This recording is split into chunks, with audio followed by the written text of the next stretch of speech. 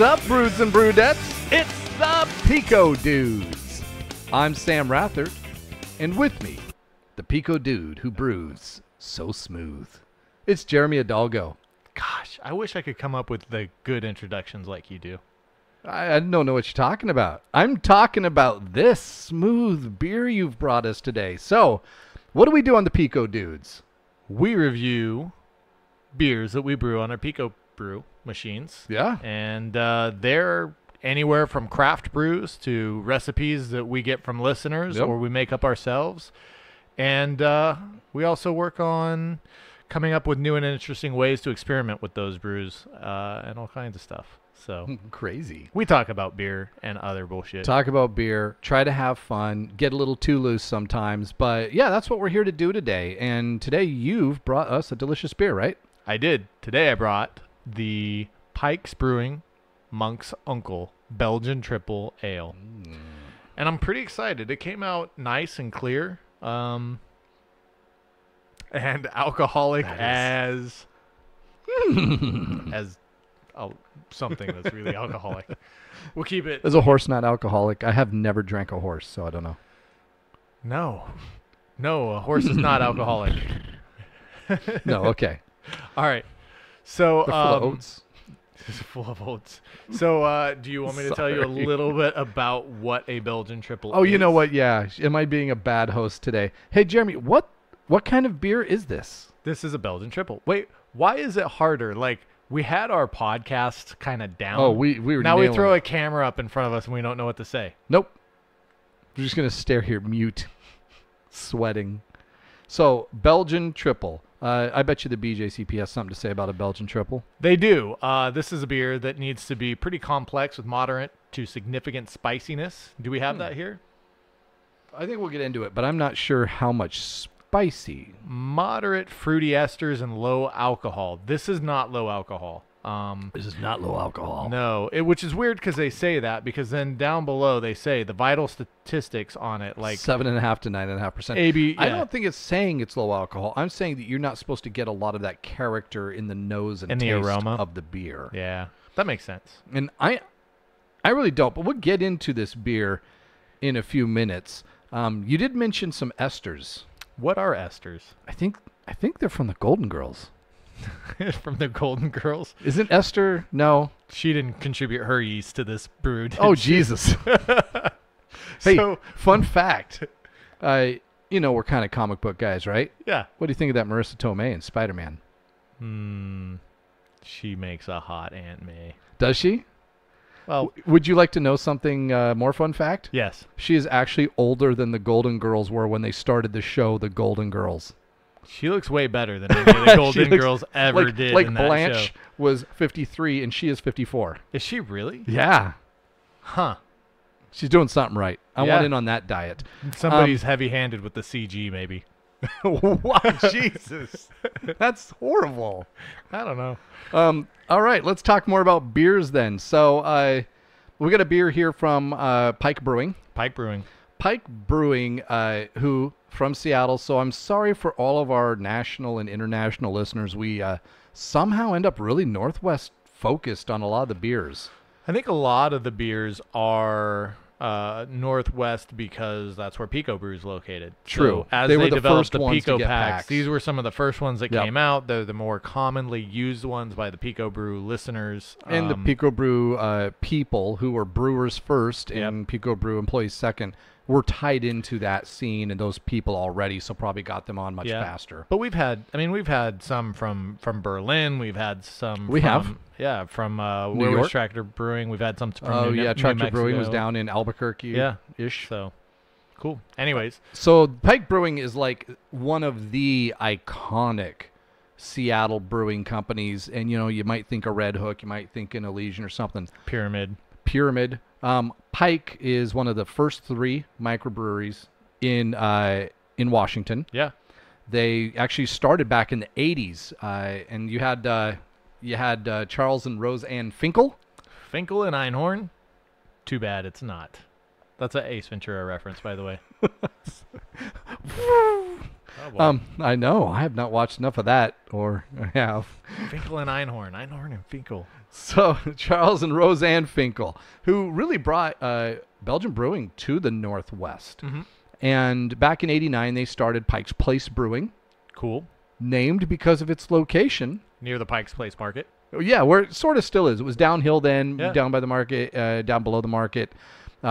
Since then, several years after they started, and they traveled all over the world, but they fell in love with the beers of Europe. And they said, hey, it's the 80s. And you know what beers were really big in the United States in the 80s? Belgian Triples. If only. Hefeweizens. No, the Bud Light. Bud. I don't even Bud. think Bud Light existed yet. Oh, Bud. It was Budweiser. It was Coors. You know, it was Rainier if you're up here in Seattle. Oh, yes. Those are the beers of the 80s here. Ronier, if you're fancy, Ronier. and put your pinky out. The lagers, etc. And they said, man, this beer from Europe. They loved the, of course, Belgian and German beers. They loved English ales and beers and stouts. And there's so much more character, so much more flavor. They brought a lot of that back. They actually had an importing company that was bringing a lot of that back to the Northwest, of just bringing imports in and sharing them around to our brewing community. And then they started making it themselves. And they really grew into a fantastic, iconic brewery for us in the Northwest. They also, if you get a chance to visit them, they also have one of the coolest microbrewery museums. Yeah. So they've got the pub, they've got Tankard and Ton, which is our restaurant, and they have a microbrewery museum, which really is a great collection of even dozens of breweries that don't even exist around here anymore. But they have so much history there. They've been featured in lots of books and magazines about brewing. These guys have been making great beer since '89. It was really when they got started, and really focused on this, bringing this style to us. So I've got to say thank you. And I've already tried this, and I can say thank you for that too. They've got like some other good ones, like the Kilt Lifters are really good one. And if you do get a chance to come to Seattle, go visit it. It's on First, right there next to Pike Street, and right across from the Pike's Place Market. So you're gonna hit the market if you're visiting Seattle, I hope. Yeah, they've got good food in the brew pub. They've got great beer. They've got a excellent atmosphere. So if you're in town, hit us up. We'll take you over there for lunch or something. Ooh, there you go. That might just have gotten expensive. You just signed us up for something fun. If you are a Patreon, so if you go to the Patreon page and sign up to support, so give us $1 and we'll spend a lot of money on you. Is that how it works? Yeah, kind of. I mean, you don't have to limit yourself at $1, but if you want to give us $1, then that'd be great. Hey, it's just fun to meet listeners. I've actually had a couple stories recently of people who are like, hey, I was at this event and I was talking about you guys, and someone goes, oh, I listened to that. Yeah. And that's kind of cool stories to hear. So we always love to hear from meet listeners, have them tell us how amateurish and oh God, we're horrible. Hopefully we get better immature eventually, we are. but we're making steps. We don't think we're great. We know we're not good at this, but we're having fun, and some people actually have fun listening. So let's talk more about beer for those people. Cool. Well, let's talk more about this one. So you butted in with the Pike, which is cool because that's what we're talking about. Oh, good. The actual style, that was awesome. Yeah. The style on this is supposed to be deep yellow to golden color. I think we got it. Good clarity. Yes, great. So the flavor is marriage of spicy, fruity alcohol flavors supported by a soft malt character. These are all of the things that we're supposed to be getting out of this. Yep. Mouthfeel, medium, light, medium body. There's a lot of mediums and lights in there. Hey, I'm just reading what the BJCP says. I see that. Yeah, everybody sees that. Well, if you're watching us on YouTube, which is a good plug for the tubes right there, because not only can you see us, you can see the beer we're drinking in these nice clear glasses we're using, so you can see how it comes out. You can see the taproom.club that we are pouring this out of. Yes. And we'll probably be pouring more out of it so you can see how it pours. But as you can see, it poured really nice. Yeah. And you can even see, and I don't know if they can quite see these lines. These lines have beer in them. Yeah, they look clear. Those are clear lines with this beer in them. It comes out really clear. Yeah, just one of them has the beer in it. The other one's got gas. Yeah, one beer. Yeah, but one. This beer is so clear. It's like water. It's almost like air. You can also probably see the shine from the lights on my forehead. No, my entire head. I'm sorry. We'll work on that. We've got this background behind us. I don't know what you're going to put on that. I don't know either. We'll see what happens this time. It may or may not work. We'll get it figured out. I vote David Hasselhoff's crotch. Yeah, or Coming that out scene of from David Borat where he's like No, on the beach in no. his giant banana hammock sling. No, too far. Oh, You've gone too wait, far. how is that too far? From David Hasselhoff's crotch is classy. Okay, you're right. It's one step below Burt Reynolds, but it's still pretty classy. It's also several levels less hairy. Wow. Hey, about this beer. Pike has their own So beer. notes about this beer. What are they? So, full-bodied nose of fruity and exotic esters, who we mentioned. She's lovely. Dry, light, and extra crisp. And I think we just needed, this has been poured for a while. In fact, this has been out of the refrigerator for a while. I think that cold might give it even more crispness. Golden colored, ding. Hints of honey and spice, ding. Yes. Organic malt, local hops. Local hops, okay. I love that all of these Northwest breweries are touting local hops. Something, again, for our national and international listeners. 75% of the hops used in all brewing across the United States of America come from the Yakima Valley just down the road. I mean, and by down the road, it's about 2 hours away from us.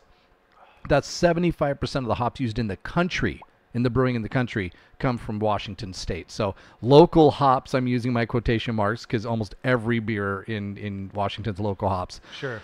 Belgian ale yeast, which we're going to get. We're going to get, I think, some of those characters of Belgian ale yeast, which is some of that banana and a little bit of that maybe coriander type. Yeah. Flavor and nugget and saz on the hops. Nugget being, just a base hop. A lot of the hops we love are derived from nugget, including, I believe, Mosaic, one of my favorites now. Nugget.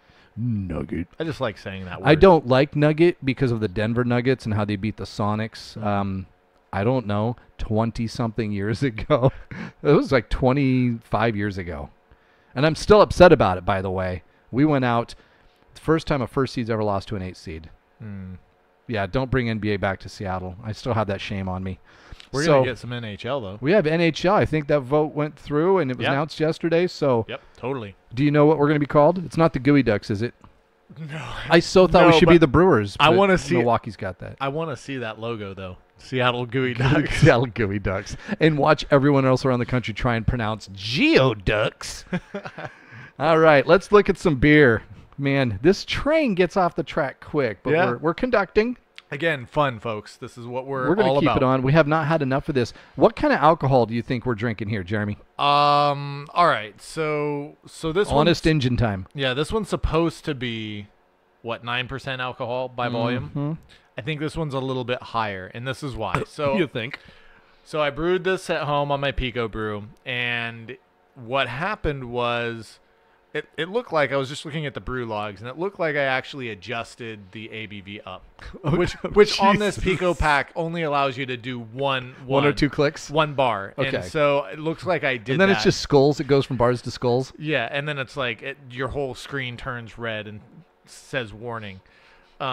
So anyways, what happened during the brew process is apparently I adjusted the alcohol. So that was the highest level available. And then the second thing that happened was that I went outside and mowed the lawn and then came back in right as the brew was sort of finishing up. And I noticed that while the machine didn't throw any error codes and it didn't stop, it actually did have a lot of water sitting in the step filter. So at some point, the PicoPak had spilled a bunch of grains into the step filter, which then clogged everything up. And so there were a lot of the... Yeah, go on. There were a lot of people watching are getting a treat right now, by the way. Sorry to you listeners, you're missing out. So all of the grains clogged it, and the wort that was in the step filter, which was a majority of it, sat in there and continued to extract, I think, even more sugars from the grain during the process. It was able to maintain temperature, which is why we didn't get any errors. And again, I think it was right at the end. Pico Brew was awesome. I reported it to them. They sent me a new PicoPak right away. And because I knew that one had kind of blown out, and that we do reviews and wanted to be responsible to the style. What the fuck are you doing? We're still trying to get this studio set up, folks, and my microphone fell off in mid and mid So broadcast. I'm trying to work repairs like super stealthy here. Like you didn't notice any of this, right? Yeah. So anyways, so that happened. I've already brewed the second batch, which is finishing up its fermentation. Will be carbonated here soon, and this is part 1 of this review. We'll get another bottle of the Pike's Monk's Uncle, and we'll compare the actual recipe. Because I had done that, I also grabbed the packet of carbonating sugar that came with the PicoPak, and then I opened that and just tossed it in. I'm sorry, you did what? I tossed in the whole packet. All the carbonating sugar? Of the carbonating sugar, which may or may not add a whole lot, but it's kind of akin to when you brew Belgian beers. Oftentimes you take the hard candy and you will add that into the boil as a way to sort of impart some more of the sweetness and get more alcohol out of it. And so so tighten that sucker down. So that's kind of what I did on this one. Brittany's back, bitch. So that's what I did on this one, and because of that, the alcohol flavor, the ABV in this one is definitely a little bit more prominent when you drink it. I think just a tiny bit. I didn't take a final gravity reading, which I should have done. 8. But but it's definitely hotter on the alcohol than I think typical. And we'll find out. We're gonna compare it to the regular stuff here in a minute. I told you, tighten it down. I'm doing stuff. I'm doing it. I'm doing it. And doing it well. Thank you. All right. So, do we want to talk about our first impressions on this beer? Yeah. Let's walk through sort of the different ones. I can say it smells like bananas. It smells like bananas. What did you say? Bananas. So this shit is bananas. Mm-hmm. Yeah, and it's got a definite banana smell, more so than a lot of Belgian ales I've had. I don't know if it's the sugars that you added that bring out that extra banana-y flavor and smell. Not in a bad way, but if you don't like banana, this is not your beer. Yeah, so you hit the nail on the head, I think, earlier when you said it tastes or smells and tastes like a banana smoothie. Yeah. And I don't know if you guys have... I've changed my mind. Oh, well, I don't know if... Let me go. Let me finish this and you say what you've changed your mind to. But not far off.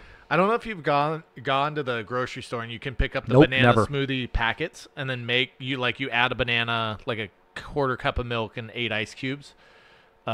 My daughters love that. We do that at home. And this has that same aroma and that same initial flavor. Yeah.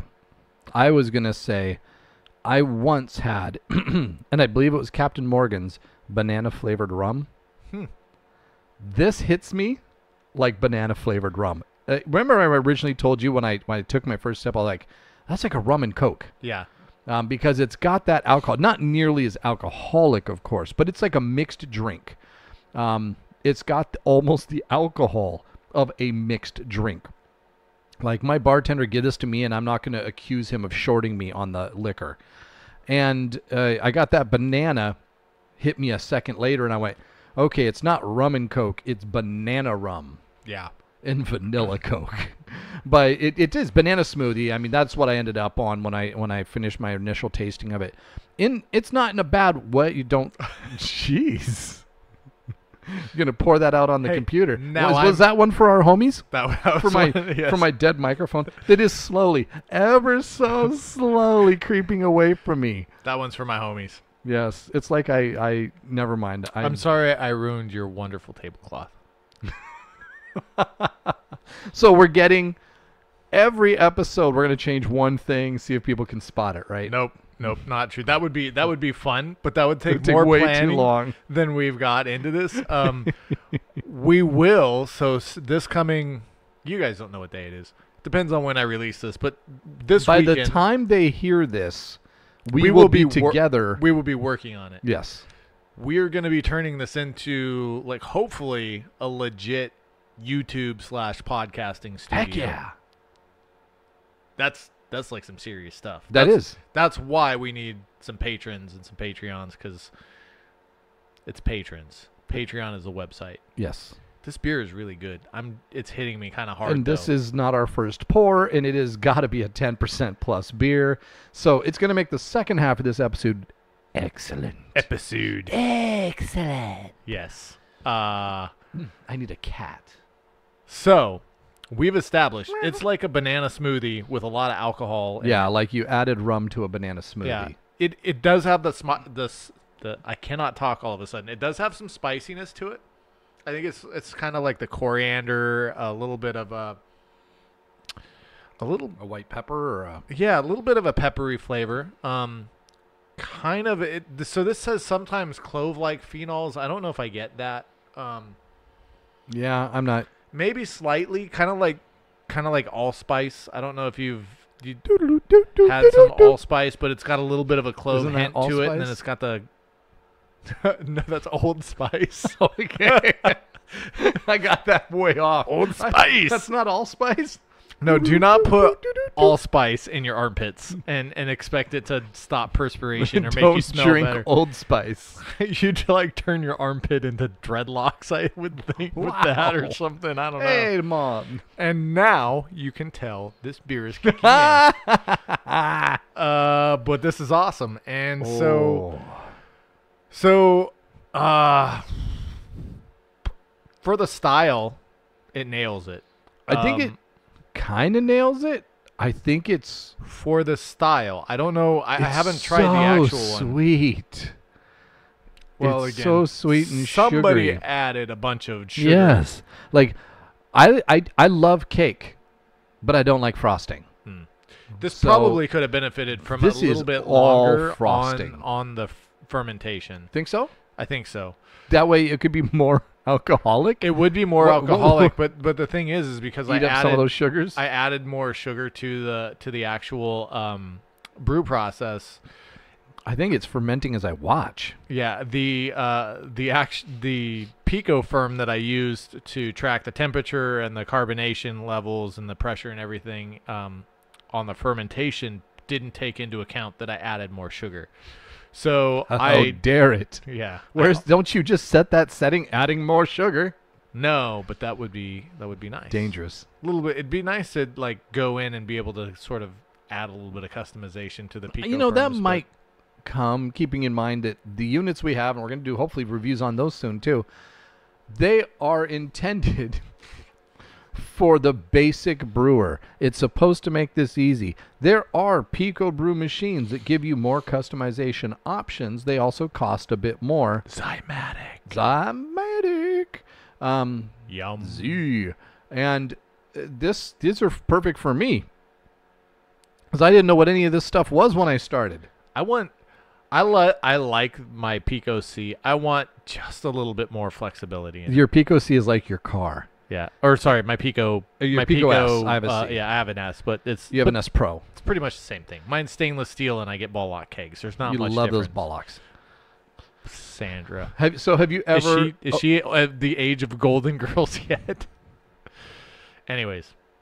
So have you ever driven a car and been like, I love this car, but I wish I just had a little bit more? Every day. Every day. Every day. That's our Pico brews. Yes. So, all right. So do we want to pour some out of the bottle so we can compare? Yeah. So, we did it. Shame on us last episode. And I'm not even sure if we actually are going to air last episode, because not only were we toasted from our, what did we try first? Dragon's Tooth Stout. Mm-hmm.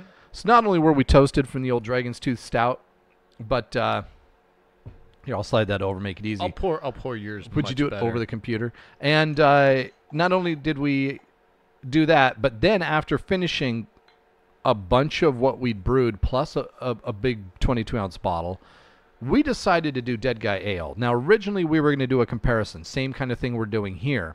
We were going to do a comparison.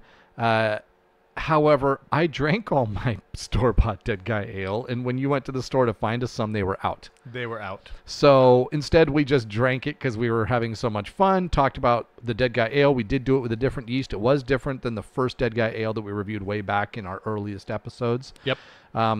and we'll see if we get back to that. But this is in our series of let's see what Pico Brew does against the commercial version, and we may have to redo this one because you have the punked Pico Brew version. No, we're gonna do part 2. So we'll just do this all over again. Dos Equis? Yeah. Well, yes. Not 2 X's. Minus the X's? Yeah. We'll do a second Tres version. X's? This is good beer. This is good beer. Okay, but we got to talk about something right off the bat, don't we? Yeah. Theirs is definitely more clear. Look at this color. Yeah, look at this clarity. But the color... The color's not that far off. The clarity is what's changing it because it's probably the same SRM, but this one I can see through, and this one is cloudy. And I don't know if there was any cold crash involved. There was a lot of cold crash involved. Here's the one thing that might have affected it. They didn't add extra sugar to theirs. Well, there's probably, there's that. And then there's also my drive out here. So I had to drive. And you were driving. And I was driving, which... That's not going to help. Like we said. Woo! What's that? What's that about? Woo! That's different. That's different. I just smelled the commercial version. It's different. Don't try it yet. Just smell it. Oh. I get like dirty dishware. Yeah. Do you get dirty dishware out of that? I should have washed these glasses. Funky butt loving. I know. Isn't that odd? There's more hop. There's more of the hop that comes through. Same thing we had with the Dragon's Tooth Stout. But is this going to be Angry Pike Monk's uncle? It smells like cat food. This is going to be the Pike Angry Monk's uncle, isn't it? Yeah. This is are you going to lose it again? No. I'm good. I'll be right back. I get a little bit of an initial aroma of cat food. And then there's a very... Maybe it's that nugget hop. I don't know. It's...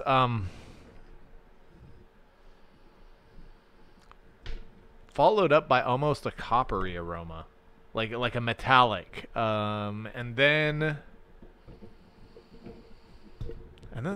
really carbonation. We should learn how to be better at describing this stuff eventually, right? If we're gonna have a podcast where we talk about beers, that sounds like a good idea.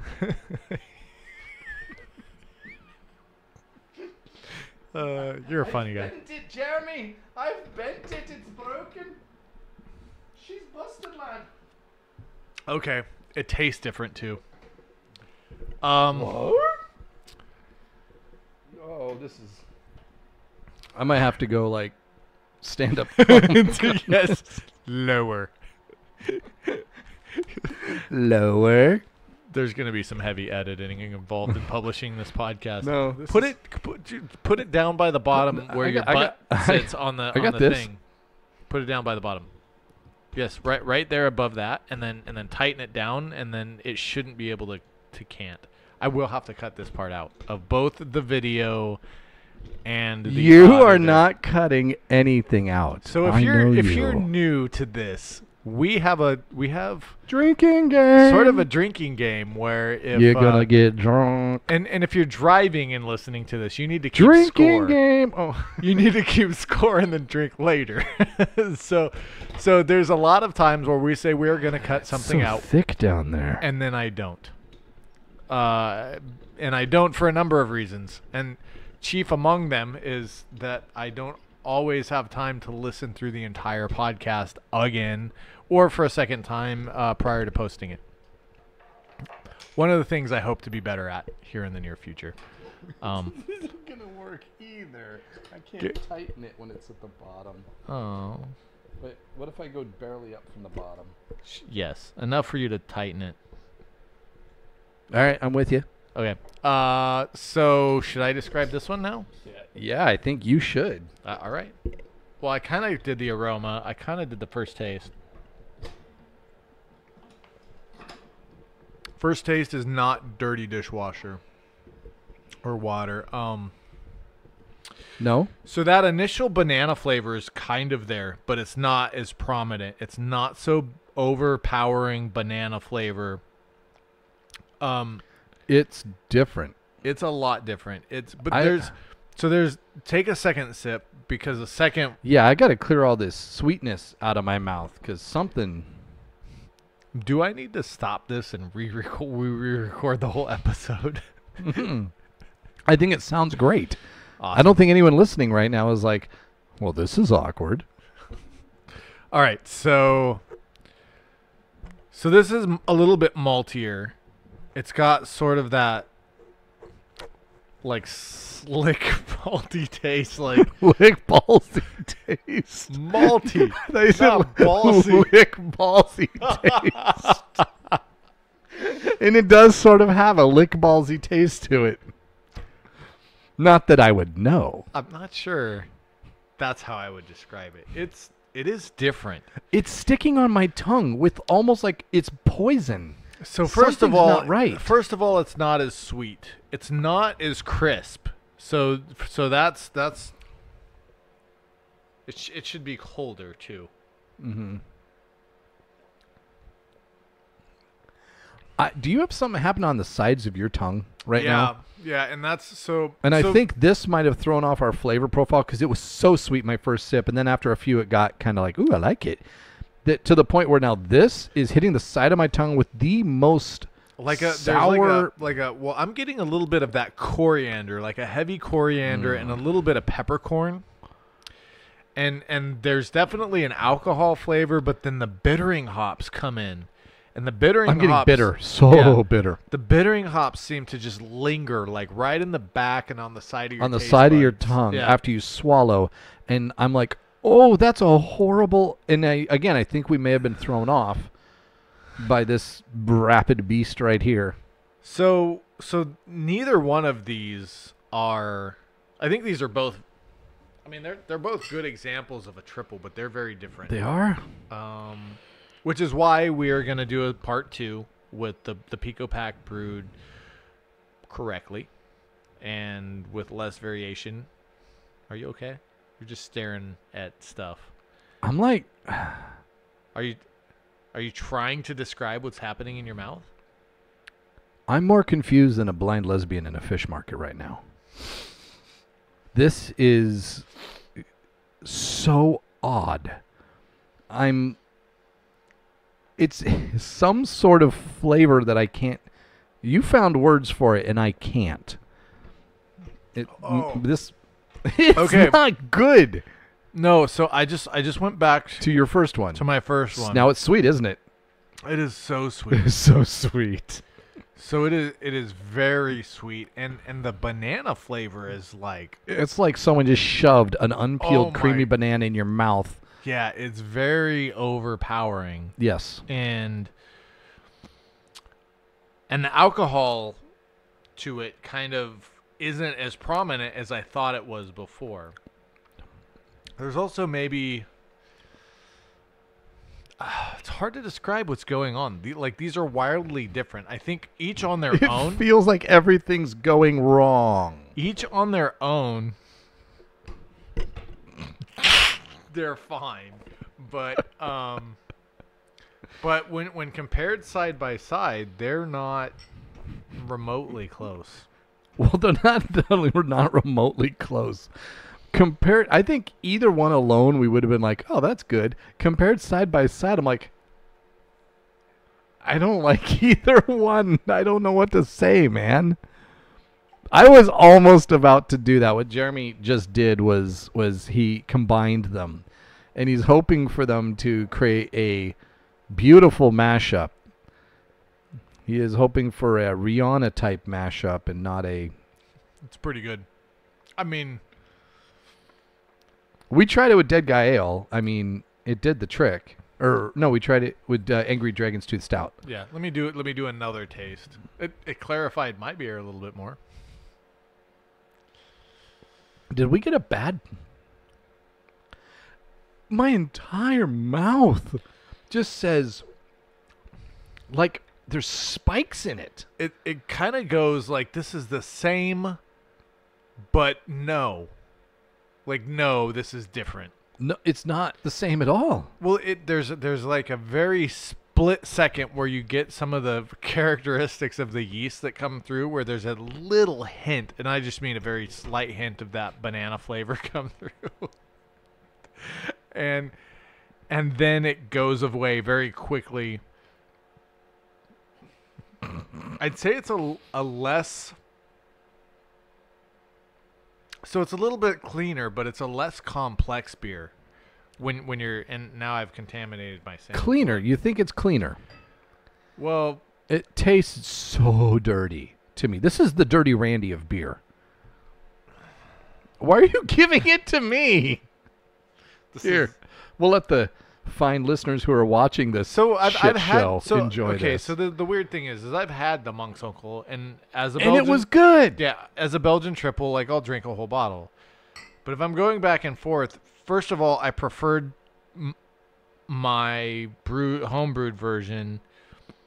But now, and I like the mixed version because I think they kind of do a good job of complementing each other. This has a definite lighter mouthfeel to it. The commercial version there's has a lighter mouthfeel. There's this weird dirty, like I think there's more of a hop presence in the flavor, but it's not a very clear. It's not a fruity. It's not overpowering. It's more of a bittering hops that throws off the rest of the balance when you compare the two together. I think the commercial version is really good.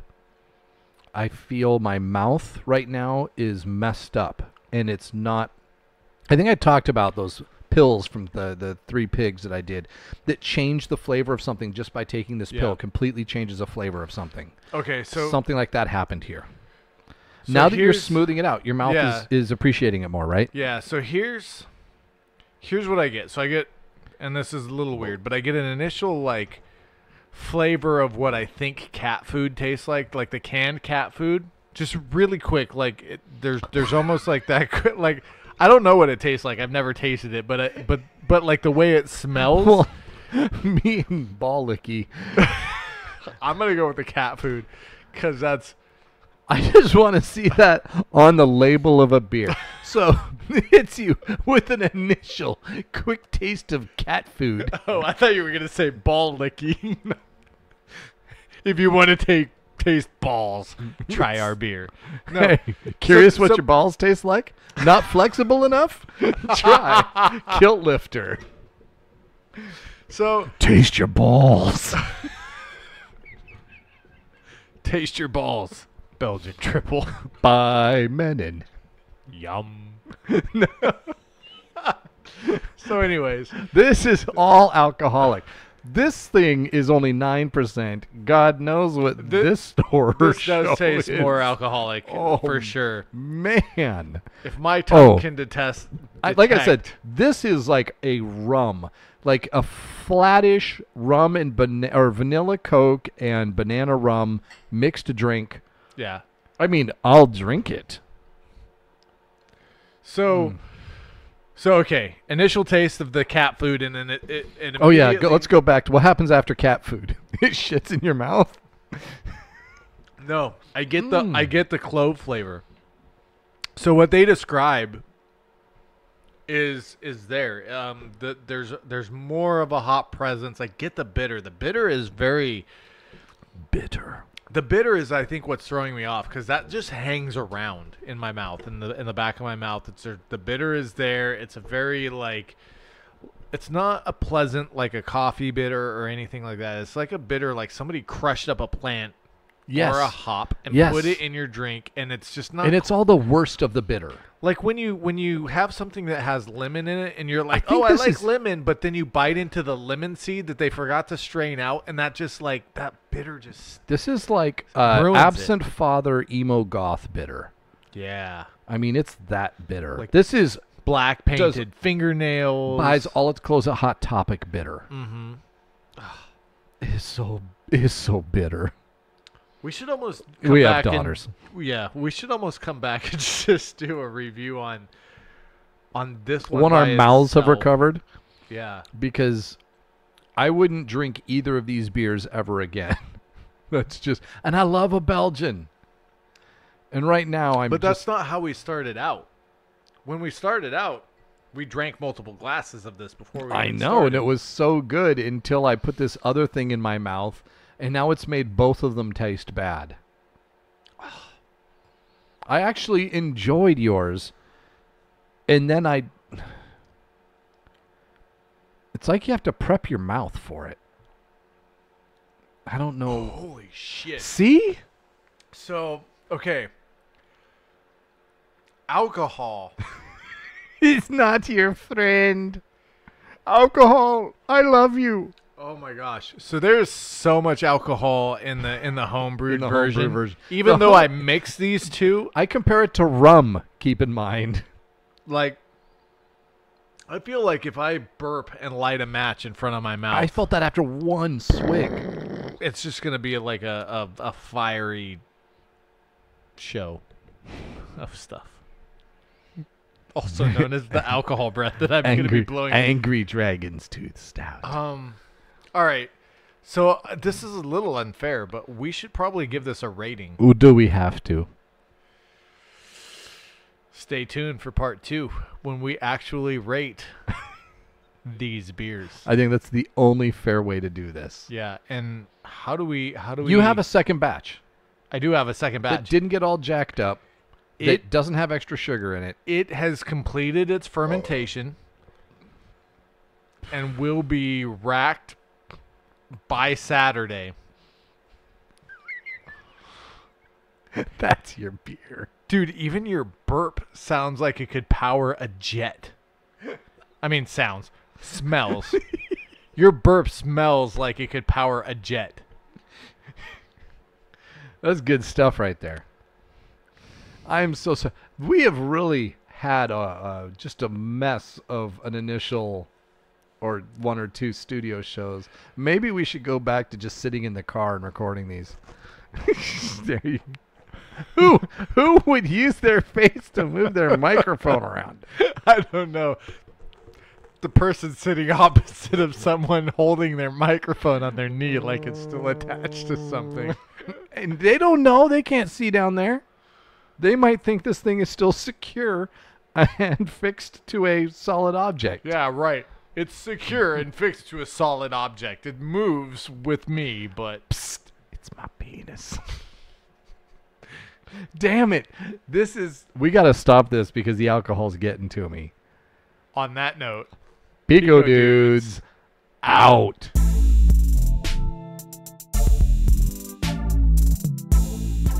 You've reached the end of another episode of the PicoDudes podcast. Connect with us at PicoDudes.com, Facebook, Instagram, or Twitter. And if you enjoyed our show, we'd love for you to subscribe, rate, and give us a review wherever you listen to your podcasts, but mostly iTunes.